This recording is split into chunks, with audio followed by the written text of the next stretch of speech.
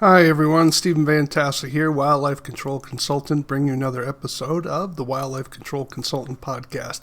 Hey, glad to have you on board. I hope your week went well. I am trying to get some podcasts out ahead of me so I have a little bit more breathing room.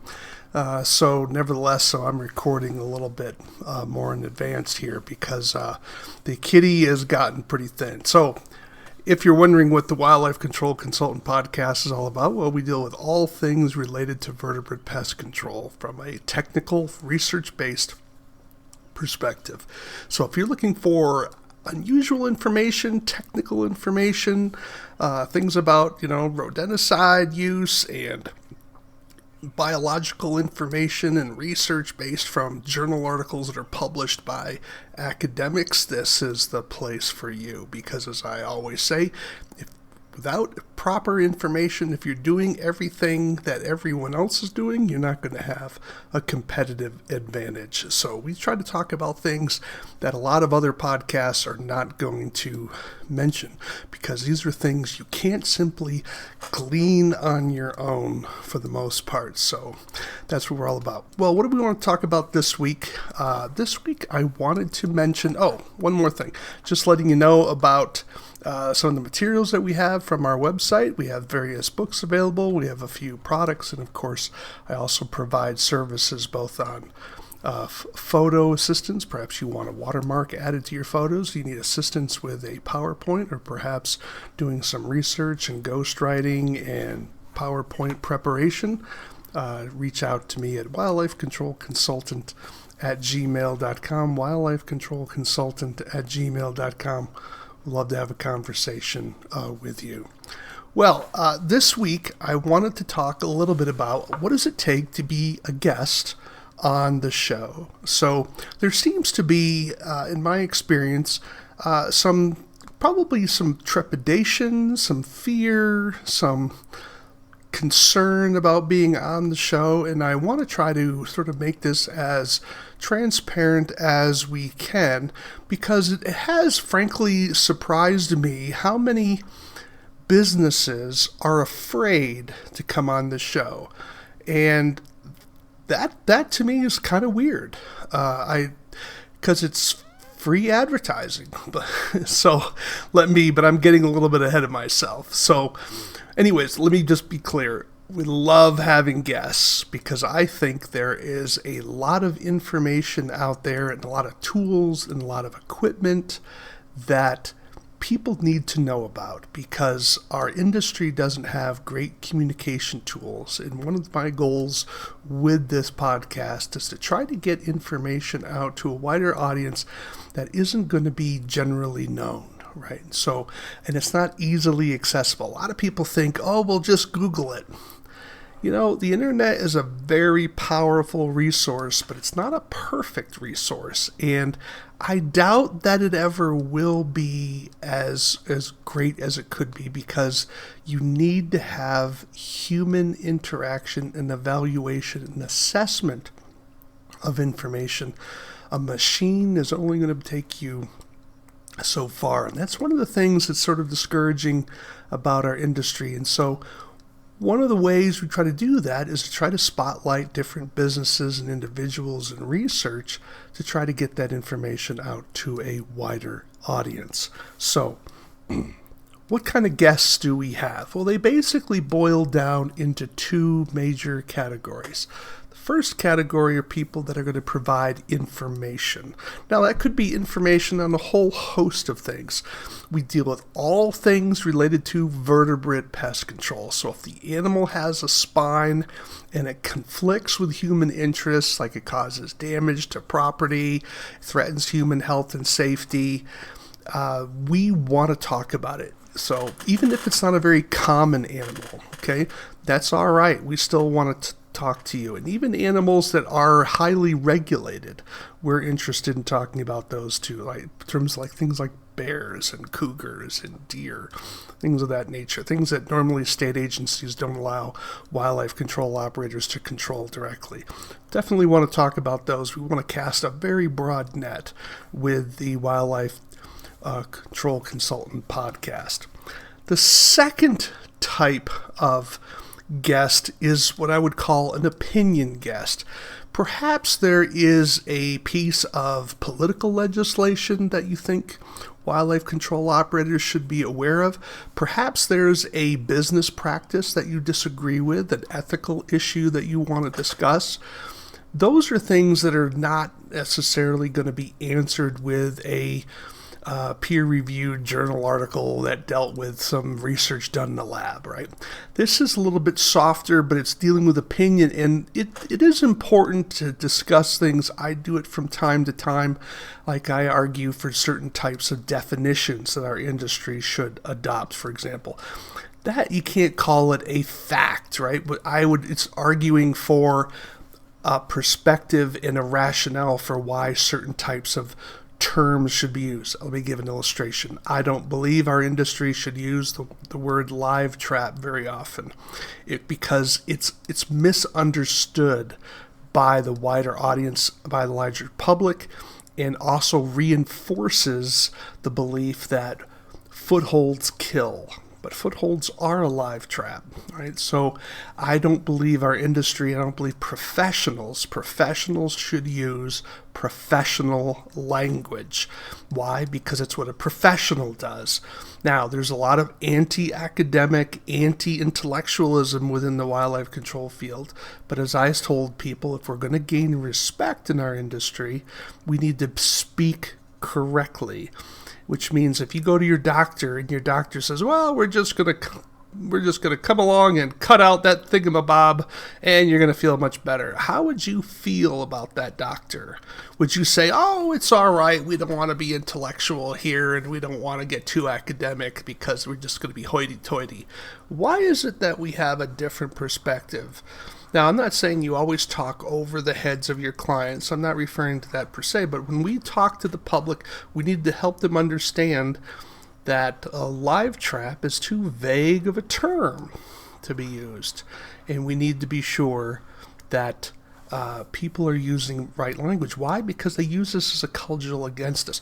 So that's an example. I'm not going to keep going down one of my little hobby horses. I'm not going to keep going down that road because I want you to just see that would be like an opinion piece. And perhaps you have an opinion. Perhaps there's an industry practice that you would like to criticize. Or perhaps an industry practice that you think should be adopted. Perhaps there's legislation you think should be adopted. Whatever the case may be, but it's an opinion piece, we're interested in having those because it's not just simply how do we catch animal XYZ. We want to deal with the business side, the cultural side, the political side of wildlife damage management, and we want to deal with that with our podcast as well. So just to recap, what are the two topics? Well, something that deals with information. Could be something about some research-based information. It could be a new product, could be a new technique, maybe a new business service that you are providing that would be suitable for wildlife control operators. Perhaps you have techniques and tips on how to be a salesperson or to do better website marketing. Remember, there's a whole business side of wildlife control that needs to be addressed as well, and we are interested in that. The secondary, of course, is opinion, and that is where you're dealing with things related to politics, business practices, perhaps industry issues that are on your mind, and you think you're trying to convince us to move in a particular direction. So, chances are you know someone, or perhaps you have a product, perhaps you have a book, perhaps you have a business service. We've interviewed people that have franchises, new control method products. We have interviewed researchers who are talking about the research that they've done. Some of you may remember Neem Quinn, Dr. Neem Quinn out of the University of California. She's done amazing work in the area of commensal rodents, as well as some coyote work out there as well. So we would talk to her, and she was willing to give us, I think we had 3 hours with her one time. She talked at length. Wonderful, because we don't really have any time limit, except we like to have our guests be prepared to speak for about a half an hour at least. We're happy to talk with them longer than that, but we're really asking for 30 minutes. And by the way, that includes my intro and my ending, so it's not quite 30 minutes. Some people sometimes are concerned about what the format is. Well, the format is really quite simple, and I would encourage you to go back and listen to some of the interviews that I've done, whether it be through the Pest Geek podcast or through my podcast now, The Wildlife Control Consultant. Essentially, it works as follows. I do my intro, and I do an introduction of you, and again, kind of set you up talking about what you want to talk about in my podcast. Generally speaking, the opening question I ask is, what got you into wildlife damage management? And we start from there. I want to give people a little sense of history about who you are, what your experience is, and what brought you onto the show. If you're a researcher, academic, we'll ask in terms of what perhaps your PhD was on, and then we'll get right in. Usually your title and your school is sufficient, but we're happy to go deeper as well. But for people that aren't necessarily academics, I like to just sort of explain how you got into the wildlife control field, because we are essentially a niche area. Perhaps you're just someone who is a business consultant, and so you're not in the wildlife control field. You want to be able to provide services to people in the wildlife control field. Then you can service a business that's wildlife control or pest control or something else, right? There's tremendous overlap in those particular areas. But nevertheless, tell you a little bit of experience of what got you into the business or creating the product that you've created. Then we like to have you sort of delve into whatever the item is. I like to have you use props, if at all possible, so you can show them the camera if you don't have those props available. Deeply appreciate you sending those, you don't have to send me the actual item, but sending me photos and information in advance. But I'm getting a little bit ahead of myself. The next thing I like to do is my policy in my interviews is I do not believe in talking more than the guest. It is a pet peeve of mine. It's actually quite visceral for me. I really get annoyed when the host, in this case myself, talks more than the guest. And I have a problem with that because I listen to other podcasts and I listen to other events, and it bothers me to no end when the guest has trouble getting a word in edgewise at all, or where the host is always trying to show how smart they are. That is not the way I run my interviews on a subject. I will want to provide leading questions and have that are very open-ended and allow you to tell your story about your product. What I do interject in is sometimes I'll interject to clarify something. Perhaps there's a legal issue that you as the guest may not be aware of, that I want to be sure the audience is aware of, so we don't get people into legal trouble, for example. Sometimes I will ask you or define for you different terms and concepts that you may not be familiar with, or to have maybe our audience may not be familiar with, just to be sure that we're all talking the same language and that we're clear, because we want to be sure. Sometimes when we're talking at a certain level, we're talking above the audience, and I want to be sure that we're sometimes defining things so that someone in the audience can think, oh, that's what he meant, right? So we want to make sure that it's okay to use technical jargon. We just want to be sure that it's defined properly so that people can follow along with us. And then I also want to be asking questions to talk about the practicality and usefulness of what you are providing. And I suspect this is where people get a little nervous coming onto my show. And that is, it's not a gotcha. I don't believe in gotcha journalism on my show. If you're a guest in my show, you'll be treated with respect. And I generally tell people, if I'm asking a question and it's something that's trade secret, something you're uncomfortable delving into, then we just move on and I won't pursue it anymore. But it would be wrong of me. Let's say you're offering a particular, let's say you're providing a new trap, for instance. It would be wrong for me not to ask you, after you've described the trap, what it's used for, issues about cost. What does it cost someone to purchase? What makes this trap special, if you haven't already mentioned it, compared to what's available on the market? Also, what is it, how effective is it? What's it cost? How cost effective is it? What makes this particular product something that a wildlife control operator or a homeowner or whoever's listening to the podcast should incorporate into their own situation? And I don't think that's an unfair question, but I think that sometimes people are nervous about that because and again, I have to sort of divine. People don't tell me why they're afraid to come on the show, right? So I can't explain something that I don't know, so I have to try to, I'm guessing here, right? I want to be very clear about that. People don't call me up and say, Stephen, I'm not coming on your show because I'm afraid you're going to ask me a hard question and I'm going to be embarrassed, right? I don't have people calling me up and doing that.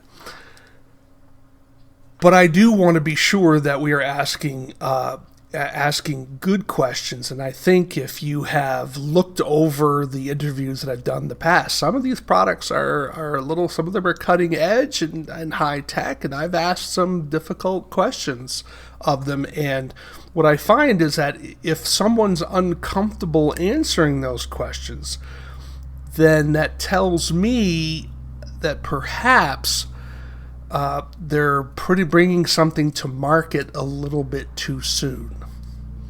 And there really isn't sufficient research. Rather than just being honest, or open, I should say, there's a difference between honesty and openness, where you just simply say, we don't know, but we're welcome to have feedback. That's a fair answer, right? I mean, sometimes we rush something to market and we haven't had it thoroughly vetted, right? That's what happens today because it costs money to research stuff, right? It costs money to have things put through the research or trial period. But nevertheless, I still need to ask the question.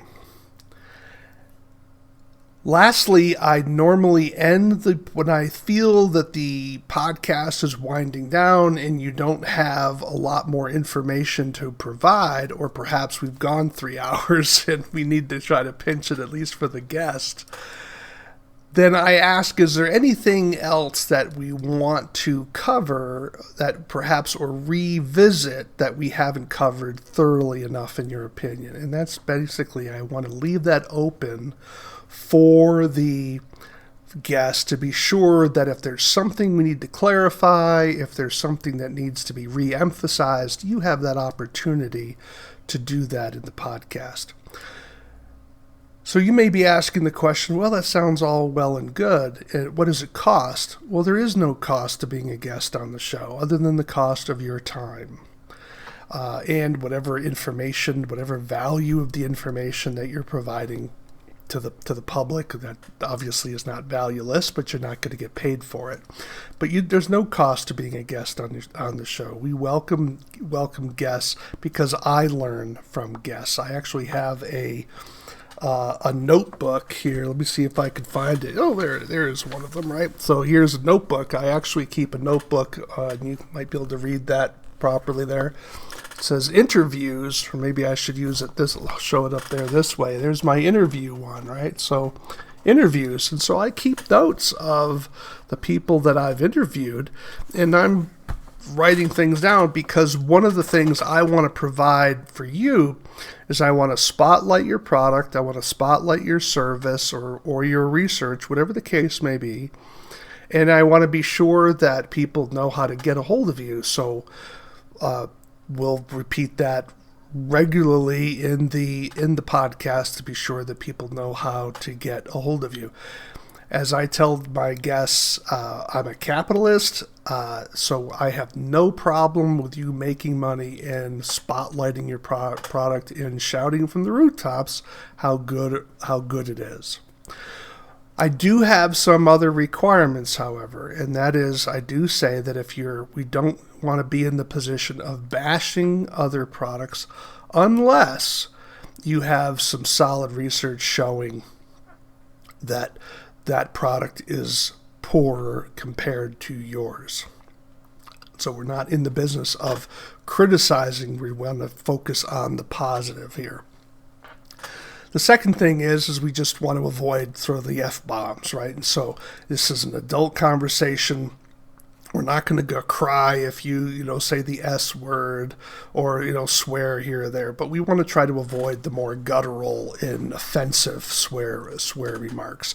But otherwise, because we don't edit the interview. People wonder if we're editing the interview. I do not edit the interview. I tell guests, if you don't want it known, don't say it.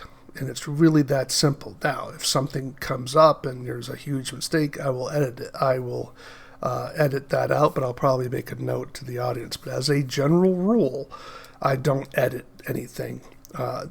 Typically, if I'm editing a video, I am adding material in, so like a URL in a Chiron on the screen, or perhaps I'll type out your name for the screen, people who are viewing on video. And often I will speak very carefully about your website, so people who are not watching a screen know how to get to your website and that sort of thing. But as a general rule, I'm not editing the content. It sort of is what it is, and so there's no gotcha on that side. And basically what I have found is that people who are willing to come onto the show have generally enjoyed the experience. Whether it has helped them with sales, I have no idea. I'm assuming that it has, but I'm not a big podcast here, so clearly it's not like I'm reaching 1 million people yet. And I think it'll take a while before I'm reaching a million people, because I'm deliberately going after a sliver of a very small industry, because I'm going after the research and technical information, not just simply here's a trap, here's how you bait the trap, here's how you catch the animal. Those are important things for people to learn. I'm trying to get above that basic ground level information and talking to business owners who are looking for something more than foundational information on that. So let me take a look at my notes here. Okay, so how do you reach out to me? If you're interested in being on the show, it's really quite simple, but let me try to speed the process along so that if you're going to make a request, and I would love to hear from you, this is how we can speed the back and forth on email. Contact me via email. I don't like using Facebook Messenger. It's kind of irritating to me. I like doing it with email. So wildlifecontrolconsultant@gmail.com. wildlifecontrolconsultant@gmail.com. You can see my website here. Let me kind of pull up to the top. Again, it's wildlifecontrolconsultant@gmail.com. In that email, tell who you are, tell that you'd like to be on the show, and what you would like to talk about. And the way you help me understand what you want to talk about is that you provide any type of technical information or public information that can be made about what you're doing. For example, if you have a new widget, send me a brochure and any research related to that widget. Let me have a caveat here. Do not send me anything you don't want known publicly. Let me repeat that. Do not send me anything you want kept private. Don't say, I'm sending you this, but it's not for public use. Don't send it to me, right? And this way, if ad information ever gets out, I'm not going to be blamed. The same way on my show, don't say anything you don't want people to know. The same thing with me. Don't tell me anything you don't want me to know. And so, but I would like, if you have a new product, send me as much technical information as you have. That could be photographs, that could be a brochure, there could have been a journal article written on your product, there could have been some gray literature written about your product, you may have internal information that you would give about your product. Send that all to me, within reason. I don't want to have 1,000 pages sent for me, but send the best. Most people, that's not a problem. They don't send me enough. But you should send me at least what the product looked like. Part of that is because I will want to use some of those photos, perhaps in the video, to show people what the product is, because things don't always look that great when people are holding it up to their webcam. So this allows me to insert a better image into the video, and that can only be helpful because we want to be informative about our product here, that if you're selling a product or a service and that sort of thing. That helps me do a little bit of prep. So tell me who you are, tell me what you want to talk about, send me literature about that. My generally Gmail can handle up to 10 megabytes of information, right? So that's a lot. You can send additional emails. It's not a problem. I'm not going to freak out. And then you want to try to provide some dates that you would like to have the interview for. It just saves a lot of time. I typically do interviews after 4 p.m. Mountain Time. So Mountain Time is 2 hours behind Eastern Time. So if it's 6 o'clock on the East Coast, it's 4 o'clock here at Mountain Time, because I reside in Montana.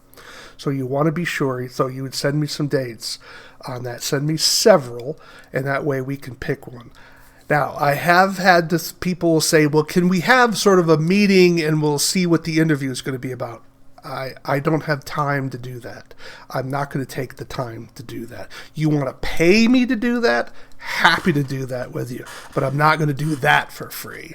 The interview, the podcast, that's all free for you. But I'm not going to do a pre-interview to do before the interview for free. I just don't have that kind of time. I recently had, this is why it's kind of burning in my head, I recently had someone who was, they had one of their people ask me if I was interested in them being on the show. I said, sure. And then well, we'll set up a meeting. And I'm like, no meeting. I don't have time for that. And so here we are. They were so-called interested in the show. Well, why would you need a pre-meeting, right? What do you need to have the pre-meeting for? That just speaks to me that I'm somehow one of these news reporters that is trying to do a gotcha journalism on you. That's not my deal, okay? I don't believe in gotcha journalism. I had one interview, and I mentioned this in my last podcast. I had one interview that I wanted to do with a person who had a particular product. I'm going to try to keep it vague so I don't call them out. Who wanted to, and I offered him to be on the show, and I said, love to talk about your product. I'm not convinced that your product works. However, I'm happy to have you on the show. Just understand, I will be asking you some tough questions. He wouldn't come on the show. I wanted to be upfront with him that he didn't think that I was going to, ambush him, because he knew in advance that I was going to ask some tough questions, because I'm not convinced his product works. And I actually, this is what made it strange, right? Because I asked this gentleman in the past, give me people who have used your product successfully, and I would like to talk to them. Well, he sent me some, and I was able to get a hold of one of them. A lot of times, sometimes people don't always follow up. And so I was able to get to one of them. And what I appreciated about that is that when I did the interview, when I talked to this other individual, we were corresponding by email, I found out that the product was not being used alone. So, but when it was being marketed by the company, it was just saying, this is going to solve your problem. But when I talked to someone who was actually using it in the field, it wasn't being used alone. It was being used in concert with another control method. Well, clearly that brings in some consideration as to how much did this product have an impact on the animal as opposed to this product, and then of course the combination, right? So these are confounding questions. And by the way, the company that I spoke with was quite pleased with the product, right? But when I'm asking if something works, I use a standard from the EPA. I don't know if they still use this. I think they certainly have in the past. But when it came to the vertebrate world, if you were coming up with a new pesticide, let's say, it had to meet a 70% efficacy rate. That's what the EPA required. I haven't been able to find the efficacy data for this other technique, right? So I wanted, other than it works all the time unless blah blah blah, and the point is it still doesn't give. It's still too vague in my opinion, and so that was why I wanted to ask some of those more questions. But nevertheless, I would have been polite to him. I would have been allowed him to speak his piece. We would have had a conversation because above all, I'm interested in the truth, right? I want to provide people with the best information. I think people need to be informed. And let's say the product only works 10%. There may be situations out there where that product, for that 10% of the time, it will work 90% of the time. If you get what I'm saying. Sometimes we say a product doesn't work, and we're saying it too soon when we should be saying it doesn't work in all of these situations, but if we narrow down using it at the right situation, it's perfect, right? Think of it like a hammer. A hammer works great on nails, not so much on screws. Is that the fault of the hammer? Or is that the fault of the user, right? So this is why we need to have people who are on the show understanding that they're not so wedded to their product that they think it's the second coming of Jesus.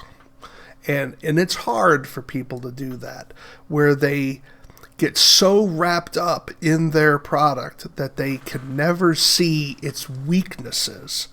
And I understand that, right? You pour so much energy into something and it's expensive to do that and you're trying to make a living. But that is not my position in this podcast, as I still want to provide quality information to the public. And sometimes you may find by having your idea out there more fully, someone may be able to say, hey, here's the technique where we can use this product. It works during this situation. Golden, right? Just like we don't use footholds everywhere. Maybe that product that doesn't work in most situations, maybe it's a niche product that really works well on this really narrow scope of the situation. And that's a good thing, right? Now, it may not be good for your wallet because you're wanting to sell to a wider audience, but we want to be sure we're using products appropriately. And so I'm wondering if that's the reason why people are fearful. I'm trying to divine their mind. Like, why wouldn't they want to come on for the free advertising? I'm only saying that. The other possibility, of course, is that a lot of people don't want to work. They don't want to have an interview in the evening. I understand that. Sometimes I can do an interview during the day. I do interviews on weekends, but people don't want to do that on the weekend either. So being in Montana, being on mountain time, that can also be a barrier. But it seems to me a pretty small one when you consider that once that interview is done, it's out there, and that can be a resource for advertising and marketing. Let me move on. People sometimes ask me if I can give them copies of the interview for posting on their own website. I have done that in the past. I tend not to like to do it, but nevertheless, I have done it. I would want you to be sure to ask that up front before we have the interview. What I would prefer is, of course, is you just simply link to where my page is, so that I can get that traffic, of course, because I do not charge for these interviews. Let me see if I'm missing anything.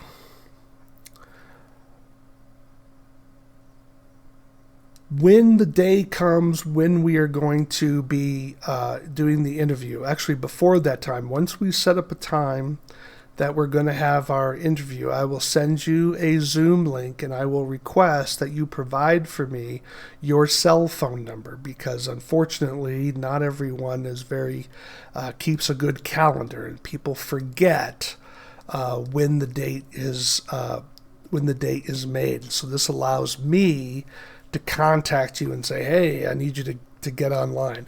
These will be Zoom links, and so it's important for you as an interviewee to be in a quiet area, turning off your phone, making sure that your computer is up to date, you're not downloading something, you don't have kids downloading all of the music made in the last 50 years. You want to be sure you have a good internet connection and that your camera works well. I do encourage people who are being interviewed to make sure you bring props if you have an item where a prop is appropriate. If you have a new trap, have a trap available. If you're selling a bait or whatever the case may be, have that available to show people. You can wear logos and this sort of thing, hats, and so you just want to make sure the lighting is well in your room, and you want to try to prep that in advance. Before we go live, before we start recording, I do that little prep with you. I talk about some of the rules of our conversation, what my opening question is going to be, and then we kind of go from there. But you as the guest guide where we're going. So if we're going to talk about a service you're providing, if we're talking about a product you're providing, that's where we're going to go, and we'll follow that along. And then finally, when I think things are wrapping up, I ask you for any final remarks to make sure it gives you an opportunity to clarify anything, perhaps add additional emphasis on something that you want to be sure the audience is aware of, and then we want to make sure they know how to get a hold of you, and then I close up. Once I stop recording, I speak to you a little bit afterwards, see what your thoughts are, and I generally ask people if they have a new product, a new item, or something else. Feel free to come back. Happy to have a second interview with you, and I've had the joy of doing that with a few people. Not enough, but certainly a few people. And then I want to make sure that you understand when is it going to be published? That's certainly a concern. That would depend typically on the non-YouTube site. I publish within the next day or so. That one I tend to publish as soon as I create something. On YouTube, I tend to publish once a week. So typically I don't have recordings more than 4 or 5 in advance. Sometimes it's just 1 week. So I publish every Friday. So generally in a week or so, your interview will be up and running at that particular time. So hope that helps you. I hope that encourages people and removes some of the nervousness and some of the mystery of what it means to be on the website. You don't have to have something to sell.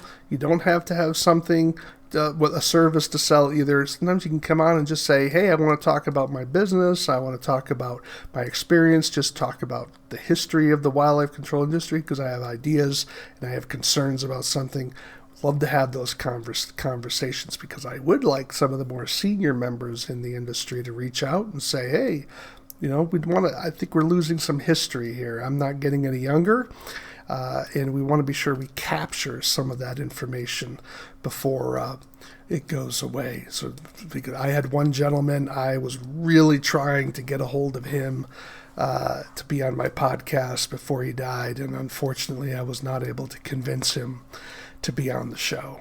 So that was one of my regrets. And I think that was a mistake on his part, but I can't force people to be on the show because I think that this individual had a long history with the wildlife control industry, and he had deep, deep knowledge in the different parts of it. And it would have been nice to sort of record that information for posterity, but unfortunately it's gone. So don't let that be you.